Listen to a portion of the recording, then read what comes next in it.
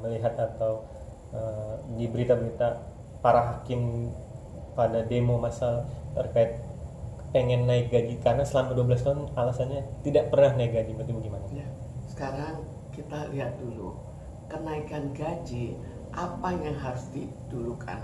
Apakah kita berprestasi lebih baik baru meminta kenaikan, atau kita minta kenaikan gaji dulu baru berprestasi?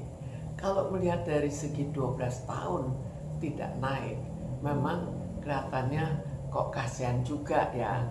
Tapi kita lihat kembali, apakah sudah bekerja sebagaimana mestinya? Apakah keadilan sudah berjalan?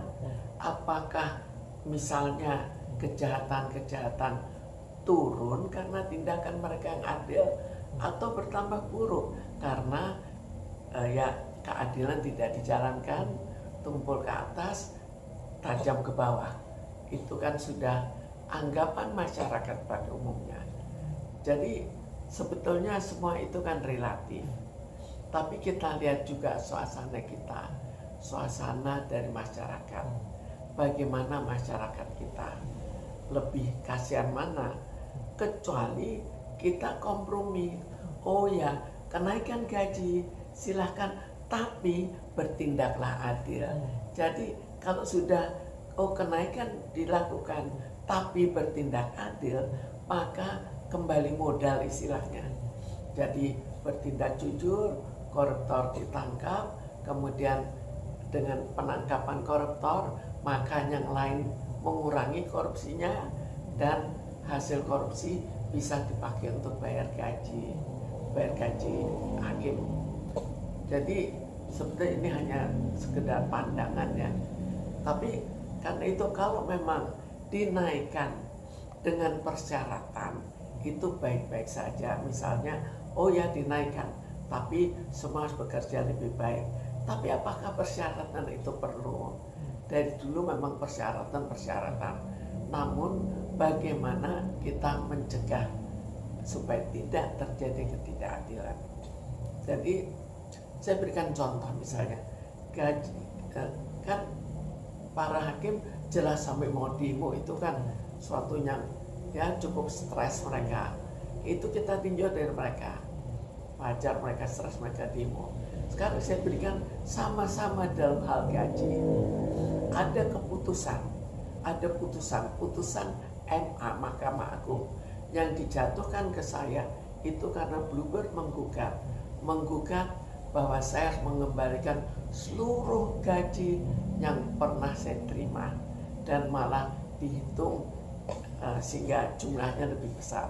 Jadi dengan perkataan lain, setelah digaji, setelah bekerja sekian lama, tiba-tiba harus dikembalikan dengan jumlah lebih besar, sehingga baru ketahuan, oh saya bekerja itu untuk mendapatkan suatu, untuk harus membayar, itu bukan dibayar.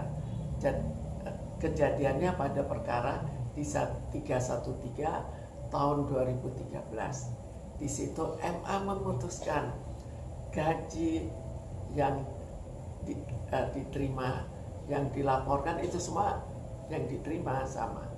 Jadi itu harus dikembalikan. Sekarang pengadilan negeri setuju, pengadilan tinggi juga sama, Mahkamah Agung sudah sama. Apakah ini hubungannya dengan gaji yang kurang? Ini kan kembali lagi kita pada moral, tapi jelas hakim juga supaya tergugah juga bahwa memang mereka juga kurang. Tapi yang merasa ditekan secara tidak adil itu jauh lebih sedih. Seperti saya jauh lebih sedih. Apalagi kita bayangkan, bukan hanya begitu, apakah gaji bukan hak? Lalu bukan hanya itu, anak dipanggil untuk ikut membayar. Coba, lucu nggak? Itu peraturan dari mana? Jadi hukum itu sudah tidak berlaku. Apakah pernah ada peraturan bahwa gaji itu bukan hak dan dapat diminta kembali? Tapi sekarang kita kembali lihat bagaimana caranya. Jadi kalau kita lihat manusia itu tidak terlepas dari masalah moral perorangan. Jadi ada orang yang apapun yang dilakukan, dia tetap akan jujur atau keluar. Seperti kita dulu kenal Al-Antijo Al-Kosa, dia tidak peduli, dan ada beberapa yang lain juga begitu. Jadi ada hakim-hakim yang jujur, mereka yang kasihan, mereka menerima betul-betul hanya gaji.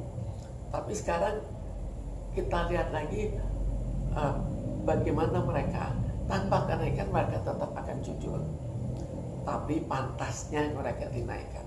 Sekarang bagaimana dengan yang menengah? Atau kita ambil dulu yang ekstrim, yang moralnya ekstrim. Kalau moralnya ekstrim, ya ekstrim serakah atau ekstrim apa, apakah mereka bisa berubah? Mereka diberikan gaji mungkin 10 kali baru bisa berubah. Itu pun kalau bisa berubah, karena kalau mereka dapatnya 50 kali, ya nggak mau juga dengan 10 kali. Jadi itu harus ditindak, karena kita lihat bahwa manusia itu terdiri dari yang baik, terdiri yang jelek sekali. Yang moralnya jelek harus ditindak. Itu satu-satunya. Tapi tidak bisa kita membiarkan hanya dengan menaikkan gaji. Tapi yang moralnya jelek itu harus dihapus supaya moral di kalangan hakim menjadi lebih baik. Dan disitulah kalau moral lebih baik, saya kira masyarakat walaupun mereka sangat susah, tapi mereka juga rela. Oh, gara-gara hakim-hakim itu loh keadaan ekonomi kita membaik. Tapi coba kalau dengan hakim-hakim itu ekonomi kita memburuk seperti sekarang, kan akhirnya masyarakat jadi dia tidak rela. Sekarang bagaimana situasi sekarang? Saya pikir wajar kita coba naik, tapi tetap bahwa siapa yang salah harus dihukum. Itu satu-satunya. Jika itu tidak dilakukan, tidak ada gunanya untuk menaikkan. Itu secara dilihat dari analisa moral. Bu, kemarin saat kampanye calon presiden Pak Prabowo menjanjikan akan menaikkan gaji para hakim agar tidak bisa disuap lagi, tidak bisa di bla bla bla bla.